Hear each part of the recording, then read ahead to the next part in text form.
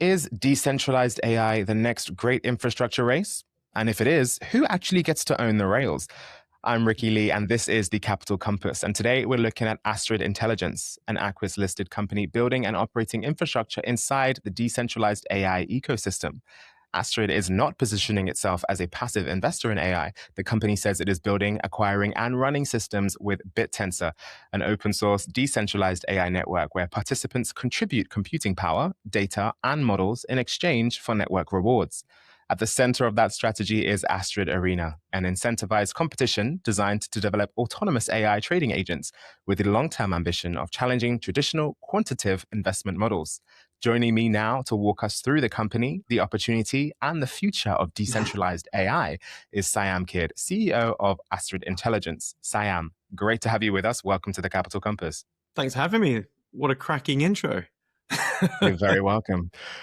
So let's start with the big picture, Siam. Astrid positions itself as infrastructure for the decentralized AI ecosystem, not just another company talking about AI from the sidelines, right? So what excites you the most about the long-term potential of decentralized AI, and where does Astrid fit into that shift? Wow. Yes, it's a good question. And there's a lot of context, which I'm going to try and squeeze in.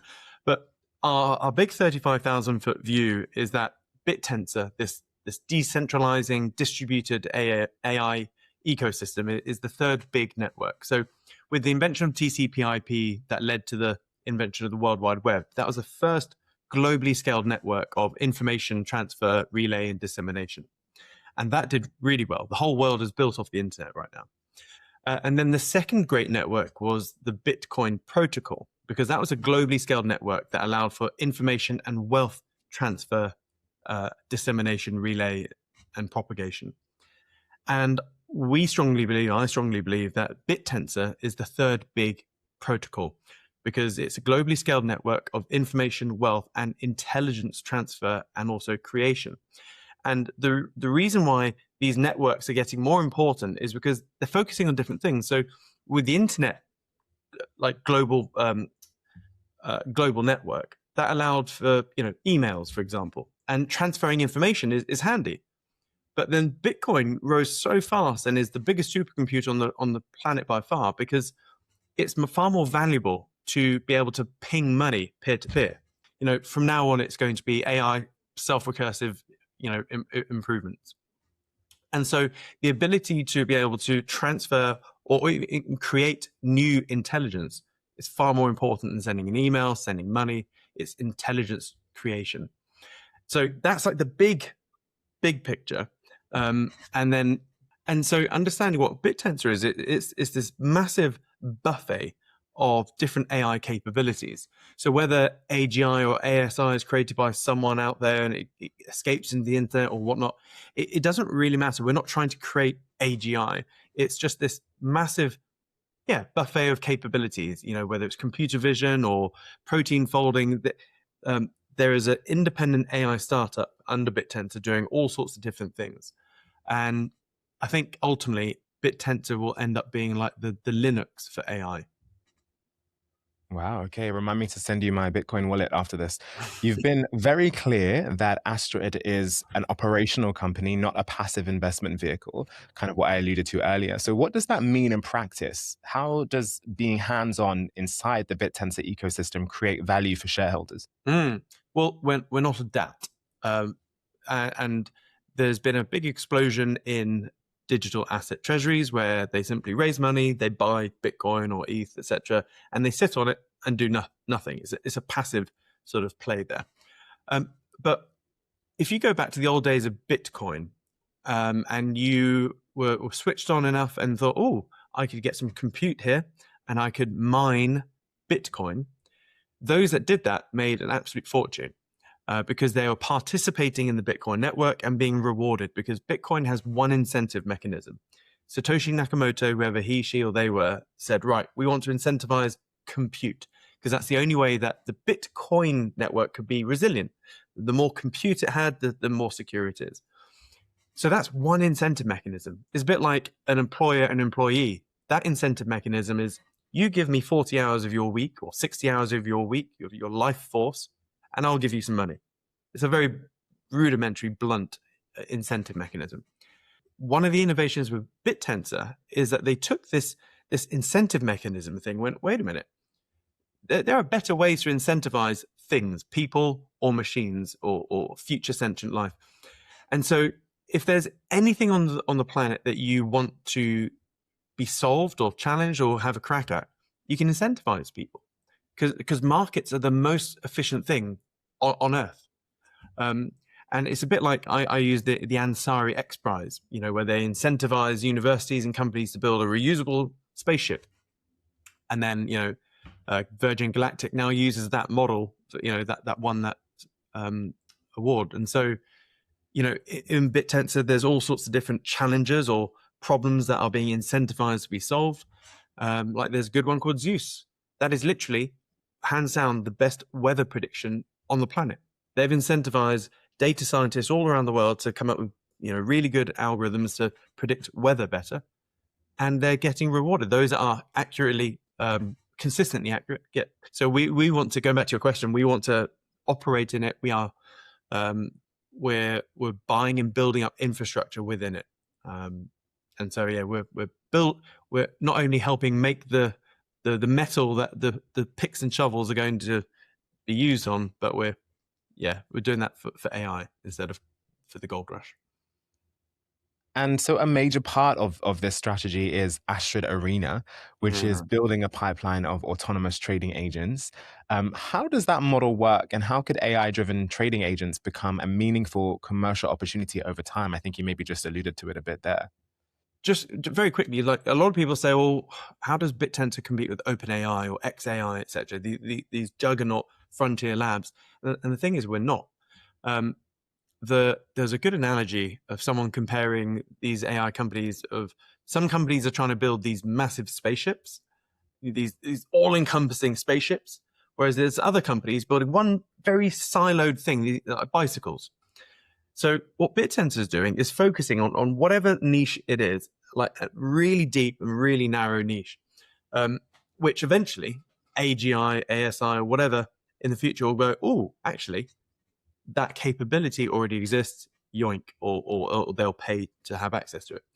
Now, for Astrid Arena, I've been a trader for 22 years now, and our CTO, Leo Mercier, he's also been a vast trading experience. So both of us have obviously have that experience. And so we've looked at the whole market, and there is an incumbent industry out there, which are quants.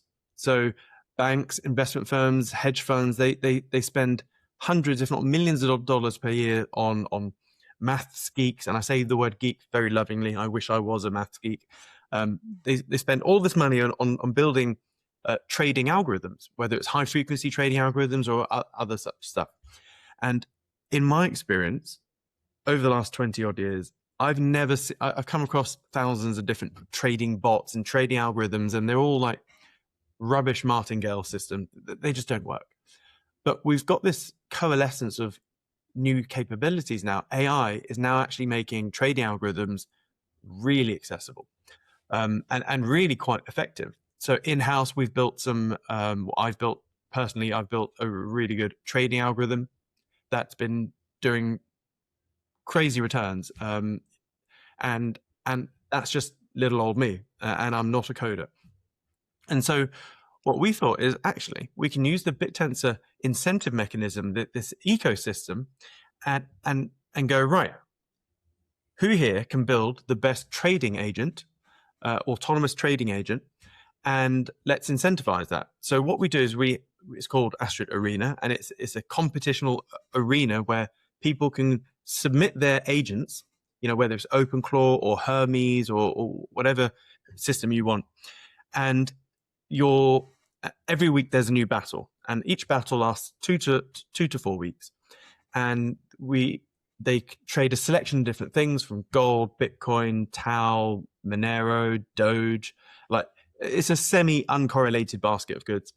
It's paper trading, so that you get $10,000 of paper money. There's no leverage. And then they have to autonomously trade.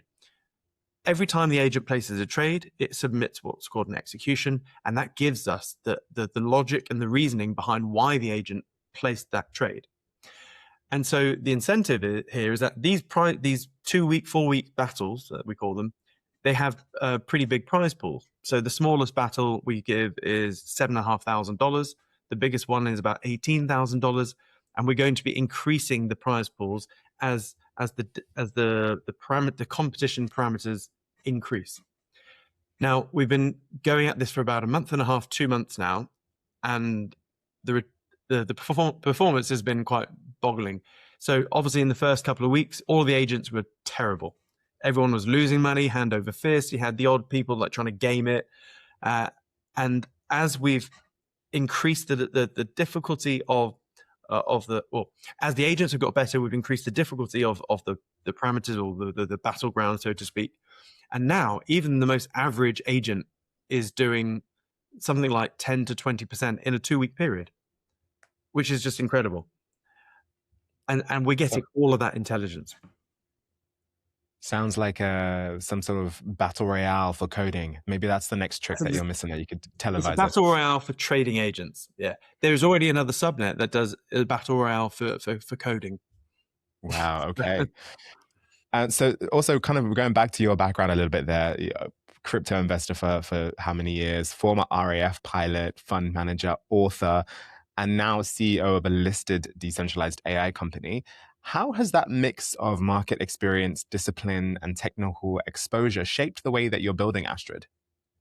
Oh, massively. I wouldn't say I'm anything special. I'm distinctly average, or just slightly above average at a lot of different things, but enough so I have a better look. So because Bittensor is that, you have to imagine it's this protocol, this umbrella, and it has 128 independent AI startups. That's all, 128 slots to do something different. And each one of these AI startups, they're fighting different things. One, they're trying to incentivize a really hard challenge to be solved, but they're also running a business at the same time. So it's a fine balance. You need to be able to understand how to run, grow, and scale a business, and also do the tech side. So I used to be an angel investor, and I did a lot of mergers and M&A for distressed businesses. So I've built, run, grown, and sold 4 companies in the past. So I know the business cycle. So I got that bit, and I've also been trading. So I guess the different experiences is helping run the subnet within Bittensor. And then hopefully, I've never been a PLC CEO before, but see how it goes. So a real Siam of all trades. You've described Astrid as building infrastructure for the last major computing shift. As AI becomes more embedded in the global economy, what does long-term success look like for the company? Just finally, Siam. So one of the things we have is a validator, and that's like the referee, which that helps verify checks the veracity of AI outputs across different subnets.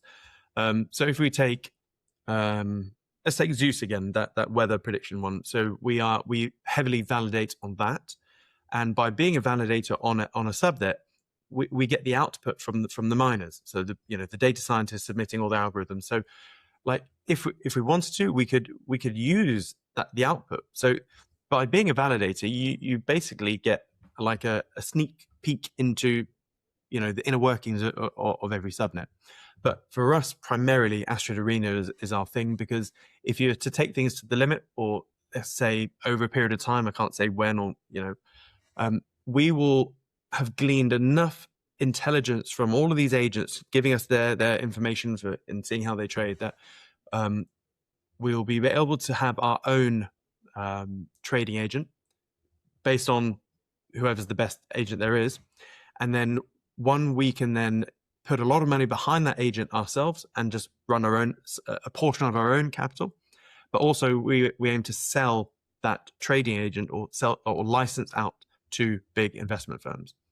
So yeah, a bank, growing bank or a growing investment firm, they can either spend millions of dollars on finding the best maths people out there to try and build their quants, or they can just license an already made positive expectancy trading algorithm. Well, Siam, you've given us a lot to think about today. Thank you so much for joining us and walking us through everything about Astrid Intelligence and the story. Thank you. Sorry for waffling on. That's okay. Waffle away, my friend.